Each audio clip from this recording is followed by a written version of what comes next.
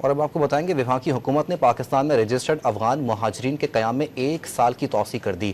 وزارت سیفران نے افغان مہاجرین کے رجسٹریشن کارڈ کی مدت میں توسیع کا نوٹیفیکیشن جاری کر دیا۔ اس بارے میں مزید جانتے ہیں ڈان نیوز کے نمائندے طاہر شیرانی سے۔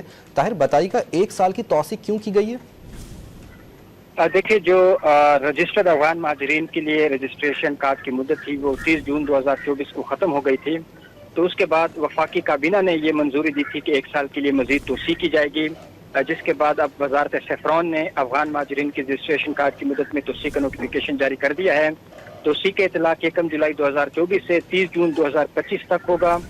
پی او آر یا پروف آف رجسٹریشن میں جو توسیع کا اطلاق ہے وہ پاکستان میں قانونی مقیم رجسٹرڈ افغان مہاجرین پر ہوگا، جن کی تعداد تقریباً 14.5 لاکھ بنتی ہے۔